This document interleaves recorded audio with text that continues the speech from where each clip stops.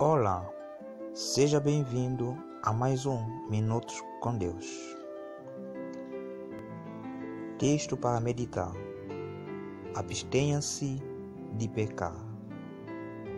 1 de Pedro, capítulo 4, verso 1 a 19.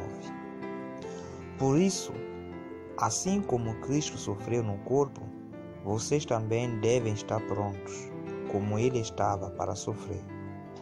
Porque aquele que sofre no corpo deixa de ser dominado pelo pecado. Então, de agora em diante, vivam o resto da sua vida aqui na terra de acordo com a vontade de Deus e não se deixem dominar pelas propensões para o mal. Então, Cristo aqui nos deixa uma mensagem de advertência, uma mensagem de esperança, tanto como que nós abstenhamos de pecar, paramos de pecar, e também que Ele nos deu força, capacidade para também vencer o pecado, porque o apóstolo diz, assim como Cristo sofreu no corpo, nós também devemos estar prontos para sofrer no corpo. Por quê? Porque aquele que sofre no corpo deixa de ser dominado pelo pecado.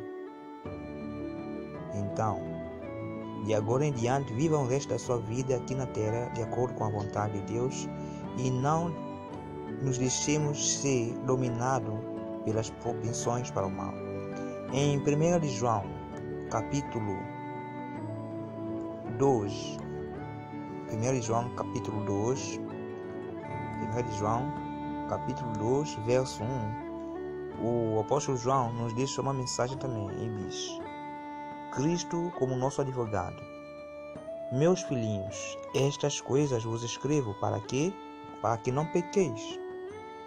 Entretanto, e se alguém, uma condição, se alguém pecar, não desanime. Temos um advogado junto ao Pai, Jesus Cristo, o justo. O que ele faz? E ele é a propiciação pelos nossos pecados. Ele intercede pelos nossos pecados. E não somente pelos nossos, mas também pelo todo mundo. Ou pelos de todo mundo. E nisto sabemos que o conhecemos se guardamos os seus mandamentos. Aquele que diz, eu conheço e não guarda os seus mandamentos, é mentiroso e nele não está a verdade. Mas qualquer que guarda a sua palavra, nele verdadeiramente o amor de Deus está aperfeiçoado. Nisto sabemos que estamos nele. Aquele que diz que permanece nele, esse deve também andar assim como ele andou, Jesus andou. Então, fé e obras, página 107, lembra-se, Jesus está em pé no Santo dos Santos. Para quê? Para comparecer agora na presença de Deus, o Pai, por nós.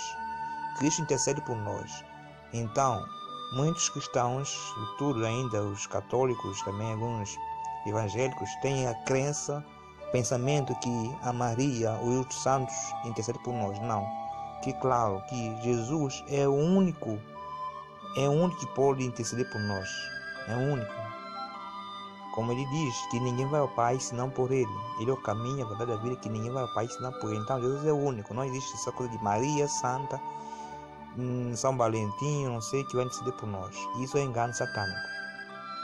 Então, aqui diz que ali ele não cessa de apresentar seu povo, momentos após momentos, perfeito nele. No entanto, por sermos assim representados perante o Pai, através de Jesus Cristo, não devemos imaginar que podemos abusar de sua misericórdia, tornando-nos descuidados, indiferentes e comodistas. Cristo não é o ministro do pecado. Entendeu? Então aqui está bem claro. Apesar de Jesus estar a interceder por nós, não devemos abusar. Porque à medida que nós pecamos, nós estamos a crucificar Jesus. À medida que nós pecamos, Jesus está sempre a limpar o santuário. Por quê? A purificar o santuário, não é por causa dos nossos pecados. Imagine, alguém está a limpar a casa. Alguém já limpou a varanda, a sala. Vem alguém, entra e pisa, suja. Então, novamente, alguém vai ter que ir lá e limpar esse lugar que a pessoa sujou. Novamente, a pessoa sai e ainda suja. Então, a pessoa vai ter que voltar e limpar o lugar onde a pessoa sujou. Mais tarde, a pessoa vai chatear, vai aborrecer e vai parar de limpar aquele lugar. Exatamente o que vai acontecer. Jesus Cristo Deus está a dar a nós a oportunidade de cada um parar e refletir que nós temos que parar de pecar de uma vez por todas. Porque senão vai cumprir aquela profecia. Eu creio que a profecia que está em Isaías 55, verso 6. Todos nós conhecemos exatamente Isaías 55, verso 6. Nós lemos o seguinte. Isaías 55, verso 6. Que diz assim. Verso 6. Buscai o Senhor enquanto se pode achar. Invocai-o enquanto está perto. Então, enquanto ele está perto, nós devemos invocá-lo. Ele atende. Então, podemos buscar enquanto podemos achar. O pastor diz que nós devemos ir com ousadia até o trono da graça, né? O Santo dos Santos. Pela fé, falar com o nosso Pai, né? Através de Jesus Cristo, para que Ele possa nos perdoar. E nós temos que parar de pecar, porque também vai cumprir aquela profecia que está em Apocalipse capítulo 22, verso 11. Apocalipse 22, verso 11, que diz o seguinte: continue o injusto fazendo injustiça, continue o imundo ainda sendo imundo, o justo continue na prática da justiça, e o santo continue a santificar-se ainda. Isso quer dizer que mais tarde, mais cedo, Jesus vai ter que sair do lugar santo dos santos. E no momento que ele sair, que nós não sabemos quando, então será declarada essa sentença. Do jeito que você estiver, quando Jesus sair do lugar do santo dos santos, nós não sabemos quando, é do jeito que você estará permanentemente para todo sempre, ou seja, para toda a eternidade, ou para a morte eterna ou para a vida eterna. Por isso não há meio termo, por isso hoje é o tempo, devemos arrepender. Por isso que diz que nós não devemos imaginar que podemos abusar, continuar a pecar, porque Deus perdoa, Deus é amor. Abusar de sua misericórdia, tornando-nos descuidados, indiferentes e comodistas, porque Cristo não é o ministro do pecado. Fé e Obras, página 107. Para conhecê-lo, página 298. Jesus não é unicamente nosso modelo, é também nosso amigo e guia, e apoderando-nos de seu forte braço e participando de seu espírito, podemos andar como ele andou. Ele diz em Marcos 9:23 que tudo é possível ao que crê. Também em Filipenses 4:13, posso todas as coisas em Cristo Jesus que me fortalece. Então, irmãos, não vos escrevo um mandamento novo, mas um mandamento antigo, o qual tiveste desde o princípio, que é a palavra que ouviste desde o princípio. É esse mandamento que Jesus nos deu para que possamos obedecer. E então, vamos ao nosso texto, que é 1 de Pedro, capítulo 4. Nós estamos em 1 de Pedro, capítulo 4.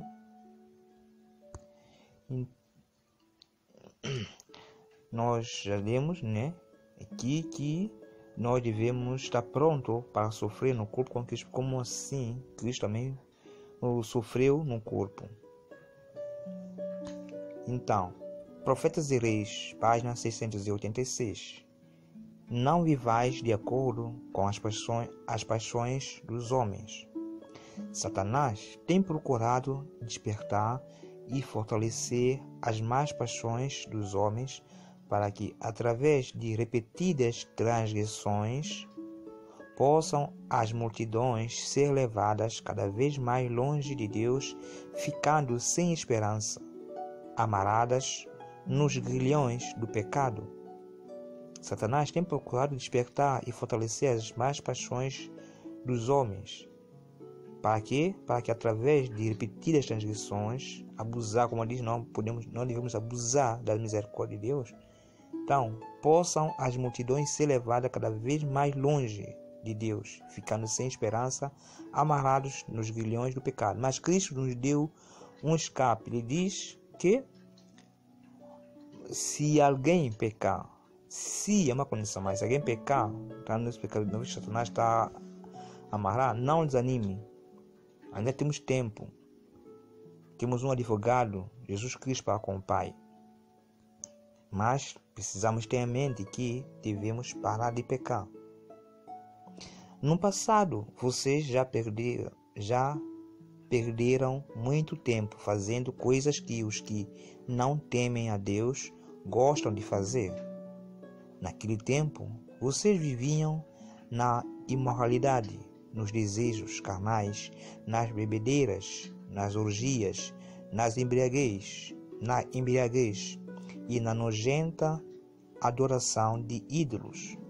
E agora, os que não temem a Deus ficam admirados quando vocês não se juntam com eles nessa vida louca e imoral, e por isso os insultam. Testemunho para ministro, página 49. O mundo é uma oficina em que, pela cooperação de agentes humanos e divinos, Jesus está, por sua graça e divina misericórdia, fazendo experiências em corações humanos. Os anjos ficam admirados ao ver a transformação de caráter efetuada nos que se entregam a Deus e exprimem sua alegria em cânticos de arrebatado louvor a Deus e ao Cordeiro. Verso 5. Porém, eles vão ter de prestar contas a Deus, que há de julgar vivos ou mortos.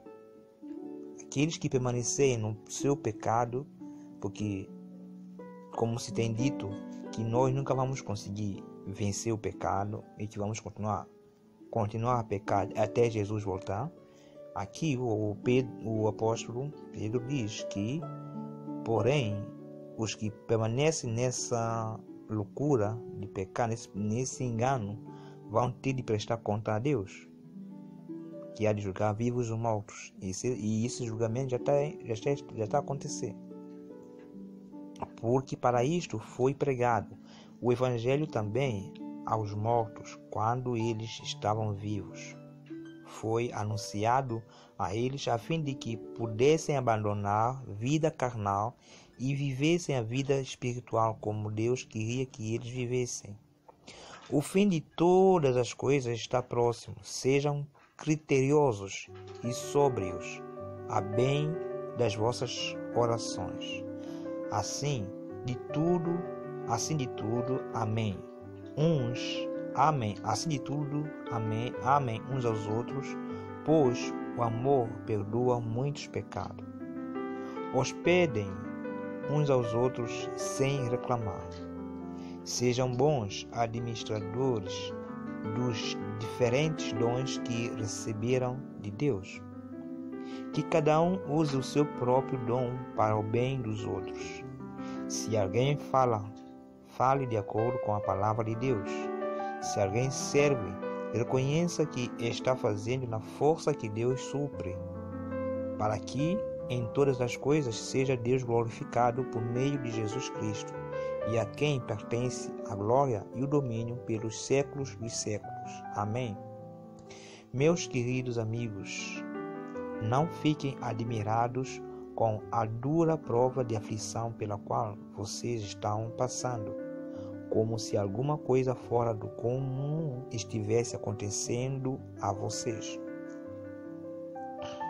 Pelo contrário, alegrem-se por estarem tomando parte nos sofrimentos de Cristo, para que fiquem cheios de alegria quando Ele aparecer em grande glória. Que bênção! Então, sofrimento ou provação não é castigo, é uma bênção, porque vai fortalecer nosso caráter, porque foi assim que Cristo também padeceu e sofreu no corpo, para que hoje nós possamos ter salvação garantida. Se pelo nome de Cristo sois insultados, bem-aventurados.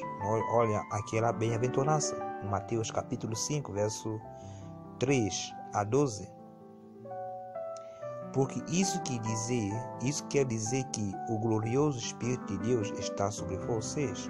Se pelo nome de Cristo você é insultado, injuriado, maltratado, Cristo diz: tenha bom ânimo. João capítulo 16, verso 33.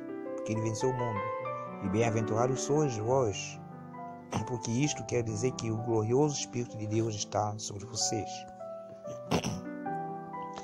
Se algum de vocês tiver de sofrer, que não seja por ser assassino, ladrão, criminoso ou por se meter na vida dos outros.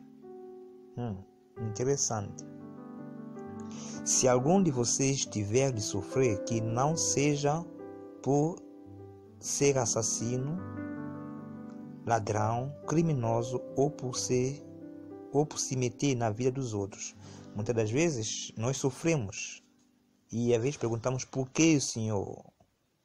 Mas aqui está bem claro.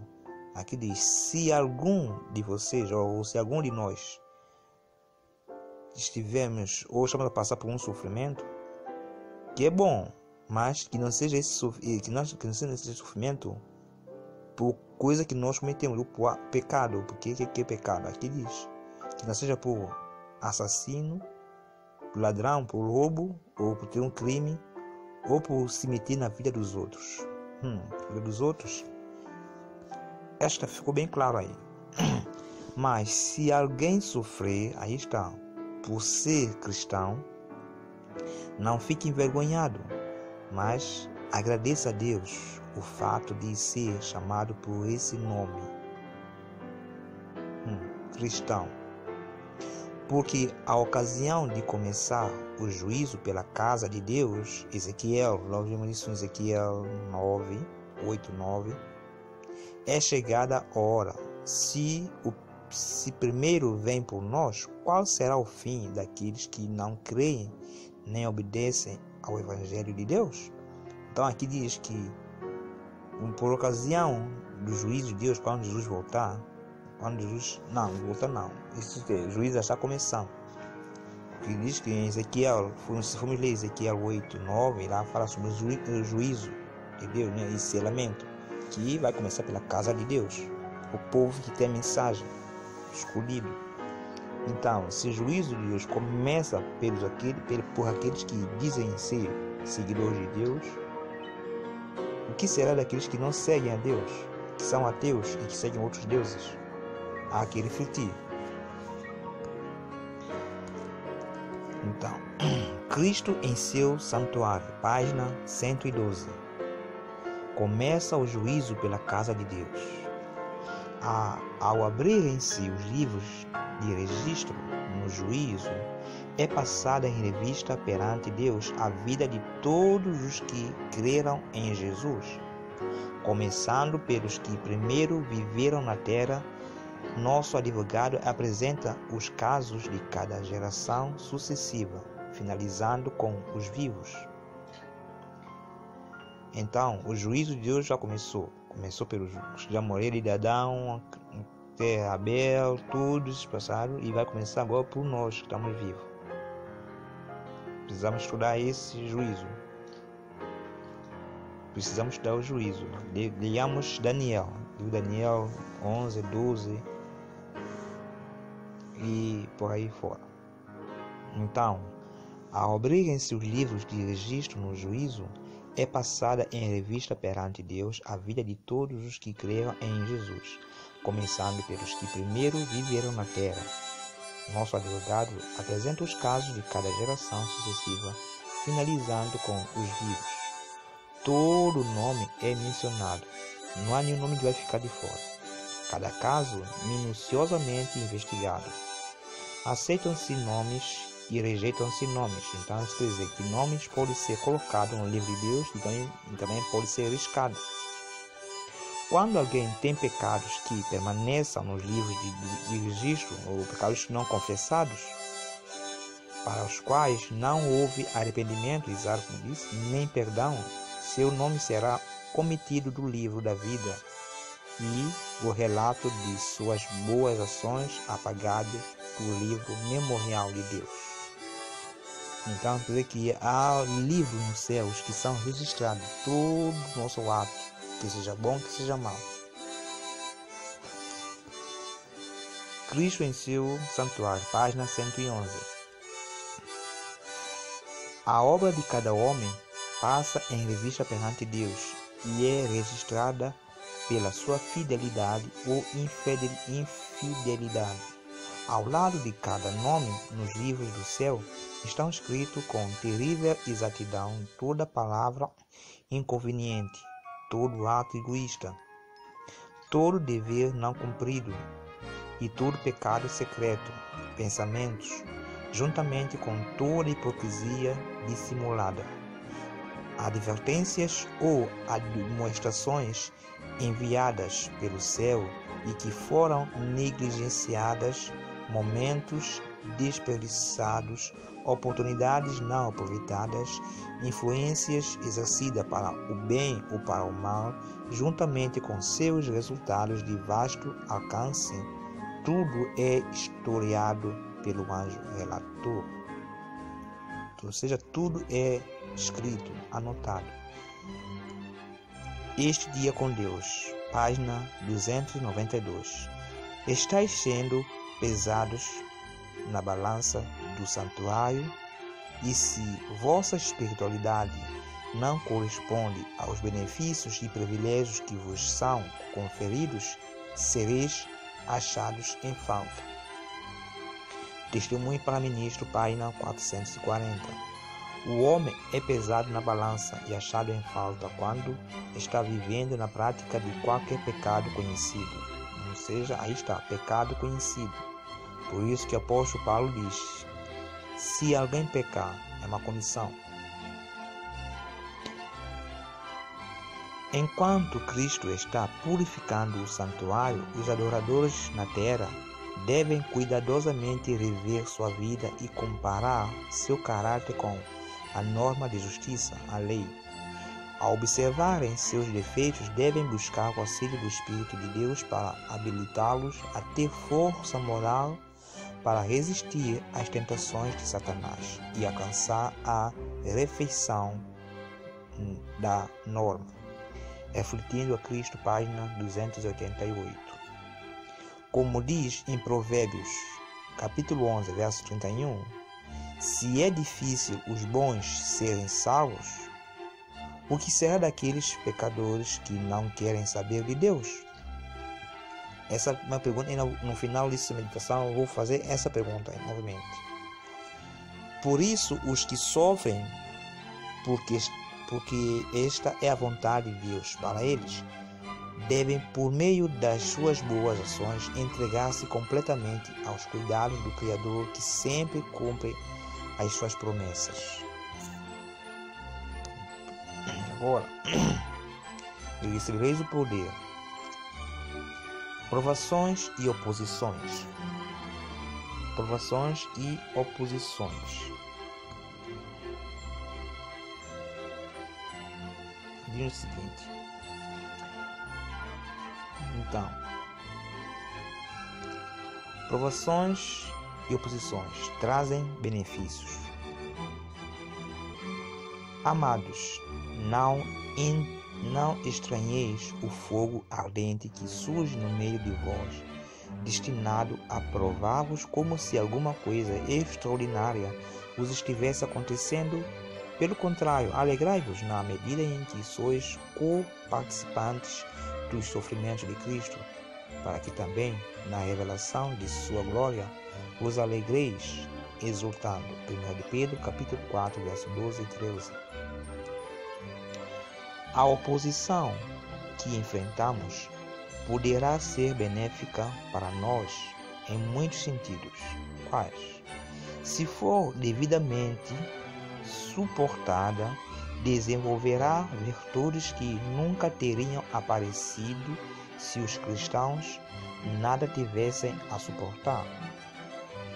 E a fé e a paciência, a clemência, a inclinação para as coisas celestiais, a confiança na providência divina e genuína simpatia para com os que erram, são os resultados de provações bem suportadas. Estas são as graças do Espírito que brotam, florescem e dão fruto em meio de provações e adversidades. A mansidão e a humildade e o amor sempre crescem na árvore cristã. Se a palavra é recebida num coração honesto e bom, a alma obstinada será enternecida e a fé, apagando-se as promessas e confiando em Jesus, será triunfante. Esta é a vitória que vence o mundo. Qual é a vitória que vence o mundo? A nossa fé. 1 de João, capítulo 5, verso 4. Quem abre as Escrituras e se alimenta do maná celestial, torna-se participante da natureza divina. Repito, quem abre a Bíblia e se alimenta do maná celestial, torna-se participante da natureza divina. Ele não tem vida nem conhecimento pessoal independentemente de Cristo. Ouve a voz de Deus falando do céu: este é o meu filho amado em quem me comprazo. Mateus 3,17. Essa voz lhe assegura que ele é aceito no amado e sabe que no caráter precisa ser semelhante àquele em quem Deus se compraz, Jesus Cristo. Deus aceitou plenamente a Cristo como nosso substituto e penhor. Todo aquele que professa o nome de Cristo aparte-se, portanto, de toda injustiça, sendo um com Cristo no caráter, para que Jesus não se envergonhe de chamar-nos de irmãos. Aquele em quem confiamos demonstrou ser um auxílio que não falta em todo momento de necessidade, e, permanecendo nele, crescemos mais e mais à sua imagem.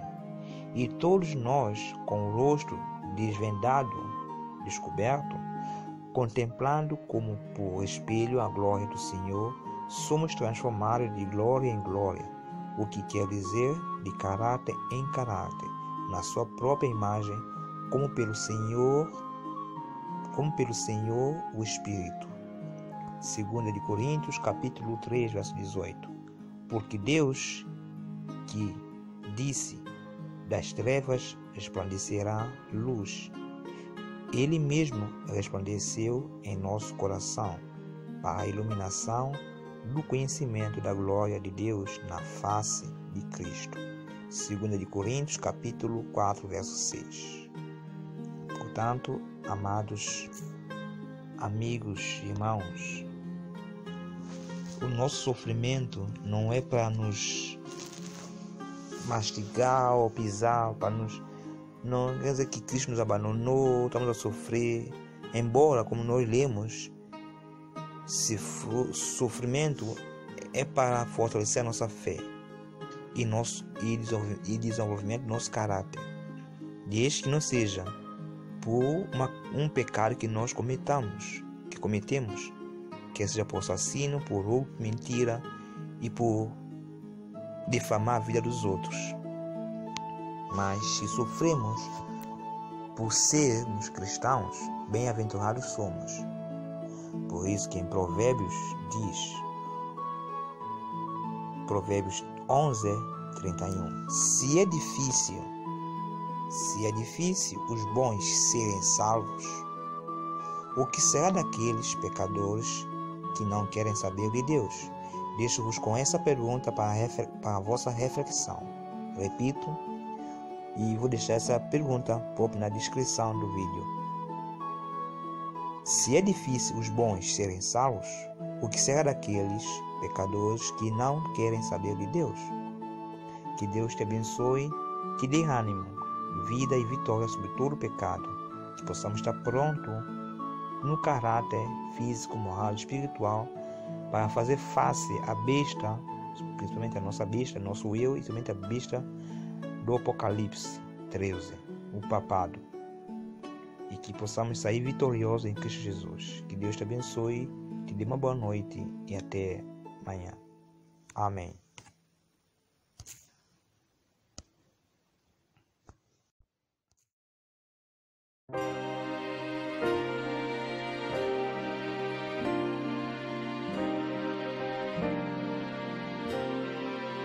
Jesus climbs the hill to the garden still.